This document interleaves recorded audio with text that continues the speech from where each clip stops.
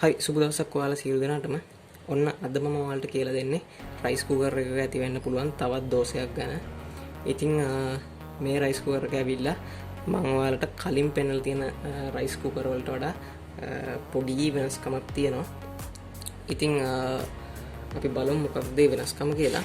ඊට කලින් මම ඔයාලට කියන්නම් දැන් මෙතන ඔයාලට බලා ගන්න පුළුවන් මේ මෙතන ස්විච් එකක් තියෙනවා මේ කුකින් මෝඩ් එකටයි වෝම් මෝඩ් එකටයි දාන ස්විච් එක.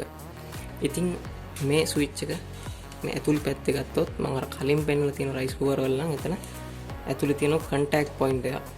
ඒ කියන්නේ පොඩි පතුරු දෙකක් තියෙනවා. ඉතින් මේ පතුරු දෙක එකිනෙක ස්පර්ශ වුණාම තමයි මේ රයිස් කුකර් එක ක්‍රියා කිරීමේ තත්ත්වයටපත් වෙන්නේ.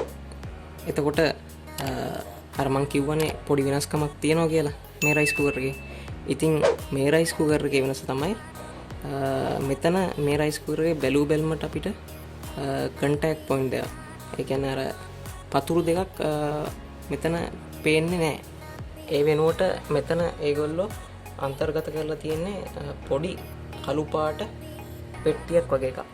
ඉතින් ඇත්තටම වෙලා තියෙන්නේ ඒ අර කලින් පෙන්නපු රයිස් කුකර් වල තියෙන ඒ කන්ටැක්ට් පොයින්ට් එක ඒගොල්ලෝ මේ කළු පාට පොඩි පෙට්ටිය ඇතුළට තමයි රිංගවලා තියෙන්නේ. ඉතින් මේ පෙට්ටිය ඇතුලේ තමයි ඔය ස්පර්ශ වන එක සහ ඈත් වෙන එක සිද්ධ වෙන්නේ.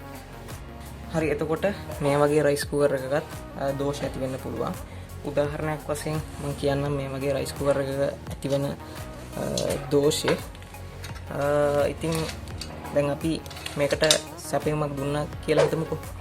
මේකට සැපයීම දුන්නාට පස්සේ ඔයාලට බලා ගන්න පුළුවන් මෙතන කහ පාට වෝම් ලයිට් එක තමයි පත්තු වෙන්නේ. ඉතින් සමහරක් අවස්ථාවල අපි වෝම් එකෙන් කුකින් මෝඩ් එකට දානකොට එතකොට මේ ස්විච් එක පහත් කරනවානේ. පහත් කරාට පස්සේ සමහරක් අවස්ථාවල මේ රතු පාට කුක් ලයිට් එක පත්තු වෙන්නේ නැහැ. රතු පාට කුකින් මෝඩ් එකේ ලයිට් එක පත්තු වෙන්නේ නැහැ. ඒ වගේම තමයි මේ දඟලේ රත් වෙන්නෙත් නැහැ. ඉතින් මේකට බොහෝ දුරට බලපාන්නේ මෙන්න මෙතන ඇතිවන දෝෂය තමයි. ඒ කියන්නේ මෙන්න මේ කළු පාට පෙට්ටිය ඇතුලේ තියෙන මේ කන්ටැක්ට් පොයින්ට් එක එකිනෙක ස්පර්ශ නොවීම නිසා තමයි මේ දෝෂය ඇති වෙන්නේ. ඉතින් අපිට පුළුවන් මේ දෝෂය නිවැරදි කරන්න, ඒ වගේම निराකරණය කරන්න. ඉතින් මුලින්ම ඔයගොල්ලෝ කරන්න ඕන මෙන්න මේ මෙතන තියෙනවා ඇණයක්. මේ ඇණය අපිට ගලව ගන්න පුළුවන් මල්ලි ස්ක්‍රූප්පුනේ ආධාරයෙන් මේ විදියට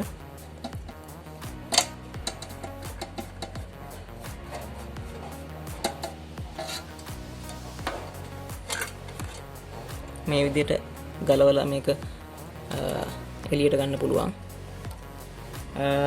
ඇත්තටම මේක මේ කළු පාට පෙට්ටිය පළු දෙකකින් තියෙන්නේ. ඉතින් අපිට මේනේ ගලවුවට පස්සේ මේ විදියට මෙන්න මෙහෙම පළුව ගලව ගන්න පුළුවන්. ඉතින් ඔයාලට බලා ගන්න පුළුවන් මෙන්න මෙතන තමයි අර කලින් අපි දැක්ක රයිස් කුකර් එකේ එළියෙන් තිබ්බ කන්ටැක්ට් පොයින්ට් එක ඒගොල්ලෝ මෙතන මේ ඇතුළට මේ පෙට්ටිය ඇතුළට අන්තර්ගත කරලා තියෙනවා. ඉතින් ඇත්තට මේක ගොඩක් හොඳයි මේ විදියට හදලා එවන එක. ඉතින් මේ කන්ටැක්ට් පොයින්ට් එක එකිනෙක ස්පර්ශ නොවුනොත් මේ රයිස් කුකර් එක වැඩ කරන්නේ නැහැ. ඒ කියන්නේ දඟලේ රත් වෙන්නෙත් නැහැ. ලයිට් එක රතු පාට ලයිට් එක පත්තු වෙන්නෙත් නැහැ. ඉතින් පොඩි දෝෂයක් නම් අපිට මෙහෙමම තියලා හදා ගන්න පුළුවන්. පොඩි ඇඩ්ජස්ට්මන්ට් ටිකක් කරගත්තොත් අපිට මේක හදා ගන්න පුළුවන්.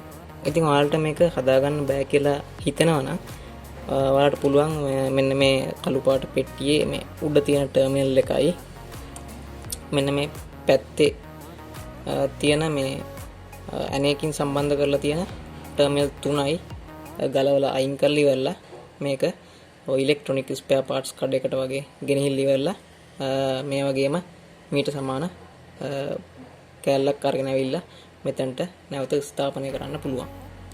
ඉතින් මම කියලා දෙන්නම් ඔයාලට මේ ස්විච් එක කොහොමද මල්ටිමීටරේ පාවිච්චි කරලා පරීක්ෂා කරන්නේ කියන එක ගැන. මම මෙතන මල්ටිමීටර් අරගෙන ඉවරලා එක මම කන්ටිනියුටි මෝඩ් එකට දාලා තියෙන්නේ. ඔයාලට ඇහෙනවා ඇති බීප් හඬක් ඇහෙනවා. දැන් අපිට පුළුවන් මෙන්න මේ ටර්මිනල් දෙකට තියන්න. ඒ කියන්නේ කන්ටැක්ට් පොයින්ට් දෙක දැන් ස්පර්ශ වෙලා තියෙන එකිනෙක. ඒත් එක්ක මම ඔයාලට තව දෙයක් පෙන්වන්න. මෙන්න මේ කළු පාට කෑල්ලේ මෙන්න මෙතන තියෙනවා පොඩි බටන් එකක් වගේ එකක්. පොඩි ගෙජමැටික් එකක් තියෙනවා මේක ඇතුළට යනවා එළියට එනවා. ඔන්න බලන්න. මම නැවතත් මේ ටර්මිනල් දෙකට මල්ටිමීටරේ අග්‍ර දෙක තියෙනවා. දැන් ඔයාලට සද්දයක් ඇහෙනවනේ. දැන් මම මේ බටන් එක ඔබාගෙනම මේ යට තියෙන බටන් එක ඔබාගෙනම නැවතත් මම මෙතනට ටර්මිනල් එක තියනවා. දැන් ඔයාලට සද්දයක් ඇහෙන්නේ නැහැ නේද? ඒ කියන්නේ දැන් අර කන්ටැක්ට් පොයින්ට් දෙක ඩිස්කනෙක්ට් වෙලා තියෙනවා. ඒ කියන්නේ කන්ටැක්ට් පොයින්ට් දෙක ඈත් වෙලා තියෙනවා. නැවතත් මම අර පොඩි ගෙජමැටික් එකෙන් අත ගත්තොත් එහෙම නැවතත් සද්දය එනවා. ඒ කියන්නේ දැන් ආයෙමත් එකිනෙක ස්පර්ශ වුණා අර කන්ටැක්ට් පොයින්ට් එක. ඉතින් ওই විදිහට තමයි මේක හදලා තියෙන්නේ. හරි එතකොට මම කලින් කියපු දෝෂය ඒ කියන්නේ කුකින් ස්ටේට් එකේ රතු පාට ලයිට් එකයි මේ දඟරයයි රත් වෙන්නේ නැත්තම් ඒ කියන්නේ මේ දෙකම වැඩ කරන්නේ නැත්තම් අපි ප්‍රමුඛතාවය දෙන්න ඕන මෙන්න මේ කොටසට. ඉතින් මේ වගේ දෝෂයකට ප්‍රධාන වශයෙන් හේතු වෙන්නේ මෙන්න මේ කන්ටැක්ට් පොයින්ට් එකේ ඇතිවන අවුල. බාහිර සාධකත් බලපාන්න පුළුවන් සමහර අවස්ථාවල. ඒ වුණාට අපි ප්‍රධාන වශයෙන් අවධානය යොමු කරන්න ඕන මෙන්න මේ කොටසට. ඉතින් මම හිතනවා ඔයාලා මේ වීඩියෝවෙන් යම් දෙයක් ඉගෙන ගන්න ඇති කියලා.